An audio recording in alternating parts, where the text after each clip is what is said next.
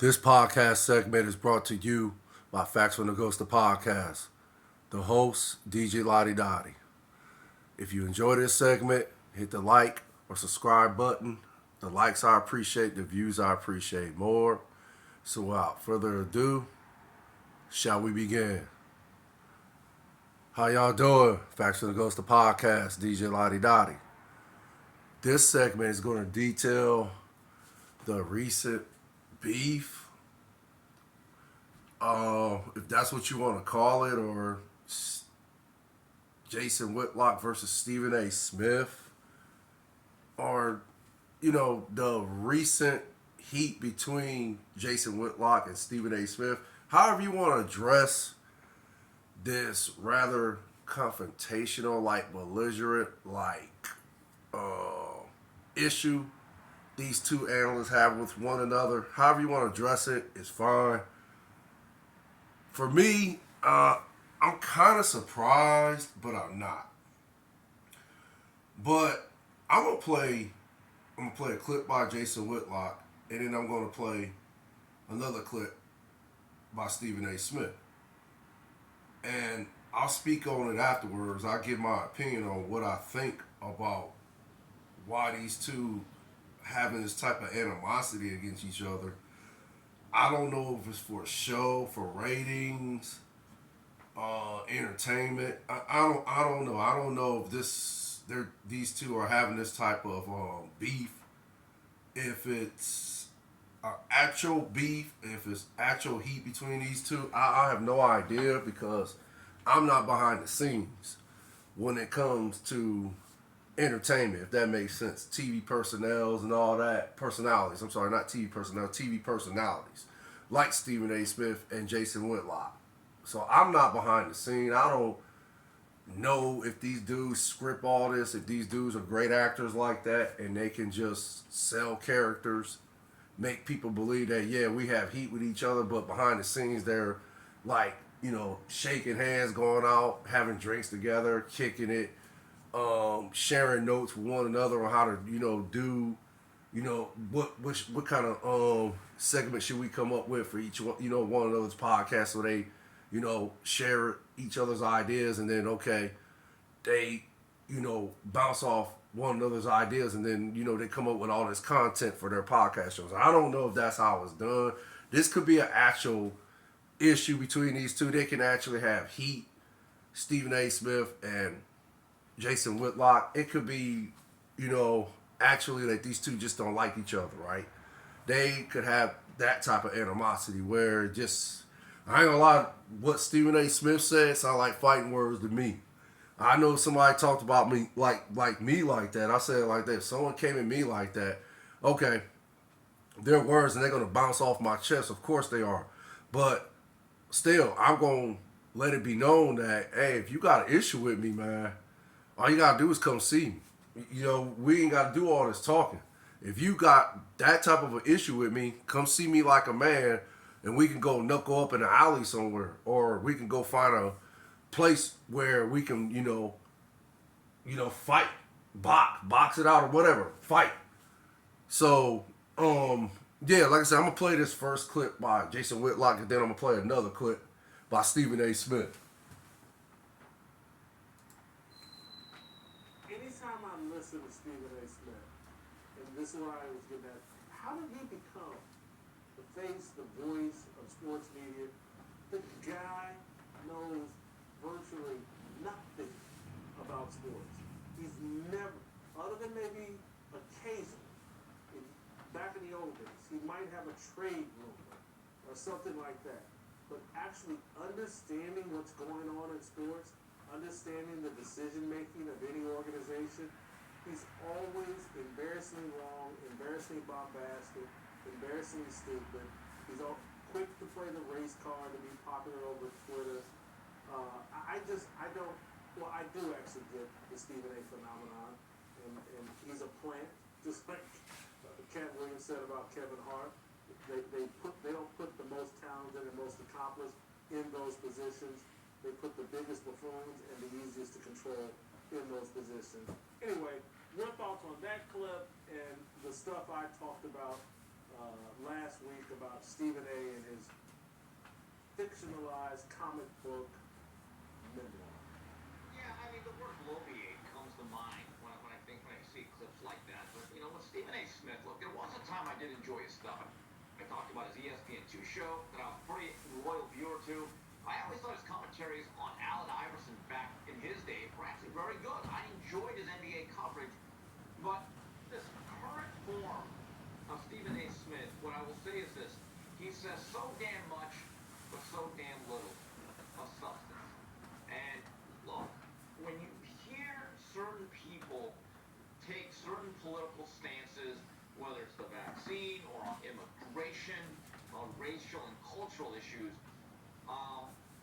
you do start to realize, and Cat Williams got into this about, are they saying what is on script? Are they a puppet? Or are they allowed to ever step out of line? And Stephen A. Smith, in many respects, at one time I thought was a character. Unfortunately, like many people at that stage, he now becomes a caricature. It's this fine line. Not going to say that I disagree with everything that he says, but then again, I don't agree with everybody 100% of the time regardless. But Stephen A. Smith, when it comes to certain issues like the NFL and hiring practices, look, he says, again, I'll say it again, he says a lot and says very, very little.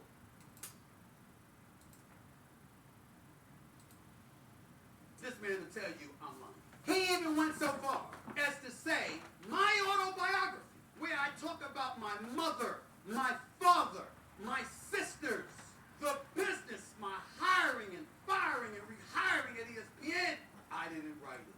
This article is an article written against the topic, how Jason Whitlock is poisoning ESPN's black grant plan. Let me read the draft. This staff, the one Whitlock was praising by way of warnings that if writers and editors wouldn't align with his vision, he would get rid of them, was not the one Whitlock wanted. The Undefeated was originally meant to attract the best and brightest young black talent in the country. Those young writers comprehensively refused to work with him.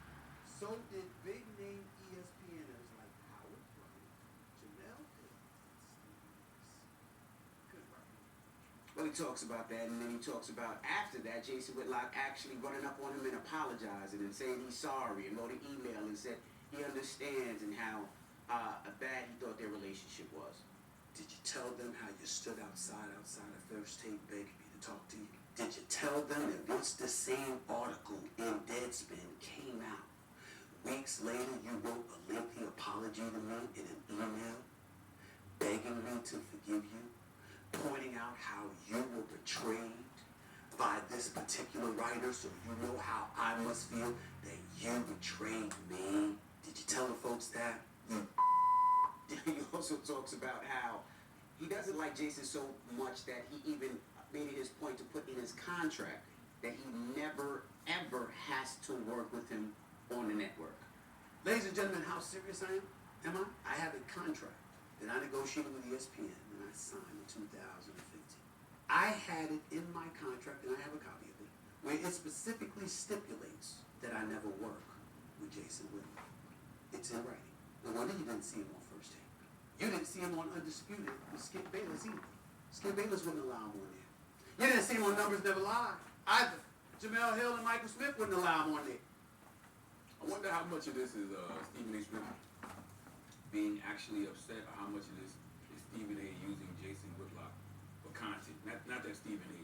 needs it, you know what I mean? And I'm not mad at any of it, but I just wonder because Shannon Sharp had a great week with the Cat Williams Club Shay Shay interview. You know, Pat McAfee had a great week with all the Aaron Rodgers, Jimmy Kimmel controversy. Stephen A. might feel the need to keep up, might be a need to compete. I don't know. I'm just saying because there really is no reason for Stephen A. Smith to be discussing Jason Whitlock at this point. I mean, he's been throwing shots at Stephen A. Smith and everybody over there for years. So maybe Stephen A. Smith got fed up. I don't know. Maybe he's just using this for content. I don't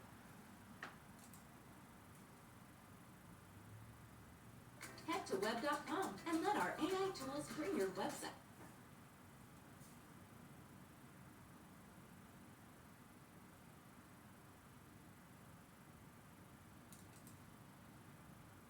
So disgusted with him, presumably after he hit a strip club.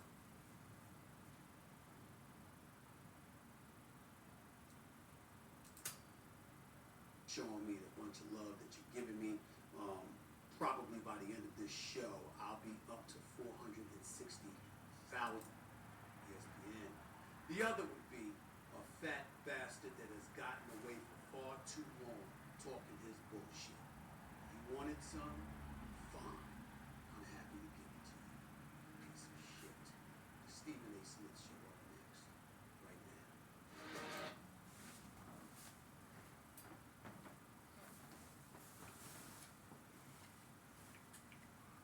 You heard the two clips. Are they compelling? Of course they are.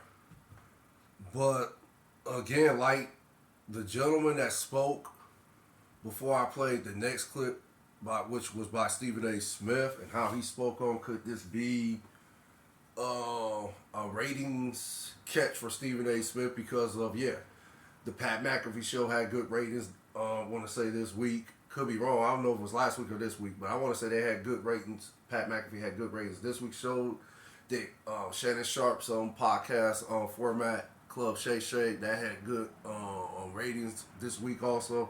Again, I'm not sure if it was last week that had good ratings or this week, but whichever week it is or were, they had good ratings for their podcast format.